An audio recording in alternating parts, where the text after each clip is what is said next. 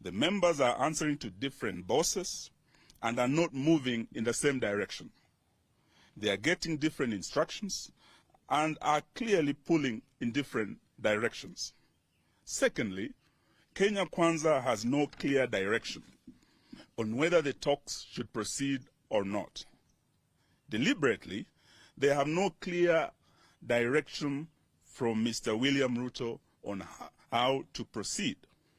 3, Kenya Kwanza sees the talks as a process of managing the political situation, calming down the political temperatures, and continue with business as usual.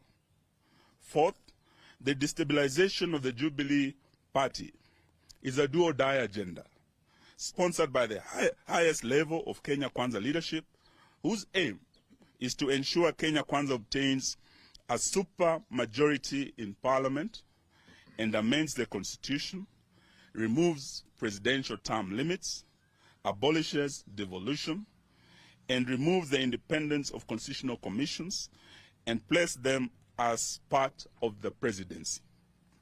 Kenya Kwanza also wants to remove the necessity of parliament approving every tax measures and wants to give the president power to impose some taxes without always having to go through the finance bill for every increase.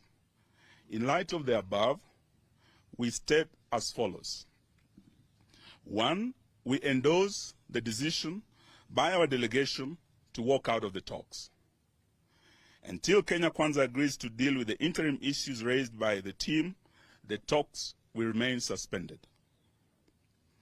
2, the issue of opening the servers, cost of living, cessation of attacks on Jubilee and other political parties are not negotiable.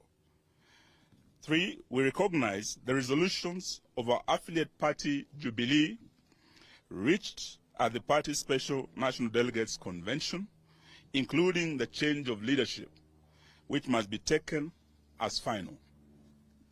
We demand that these resolutions be respected and enforced by the Office of the Registrar of Political Parties. 4, Kenya Kwanza must make no mistake that Azimio will do everything possible to protect its affiliate parties from these heinous attacks. We ask all Kenyans to join us in protecting multi-party democracy, for which many Kenyans lost their lives. 5, all Jubilee Party members of Parliament who have crossed the floor and joined Kenya Kwanza must go for by-elections. Those who hold their positions by virtue of their nomination by Azimio must have their nominations revoked. The Registrar of Political Parties, Mrs. Anne Deritu, must leave office in view of clear manifestations that she has been co-opted into partisan and illegal schemes by Kenya Kwanza to cripple instead of protecting political parties.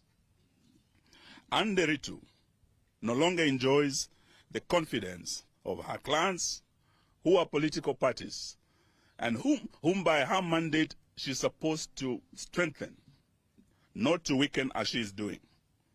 The meeting resolved and has given authority to our team in the bipartisan talks to issue a notice of dissolution of the talks in the event that Kenya Kwanza will not publicly accede to the interim measures within 6 days, in line with the provisions of the framework agreement.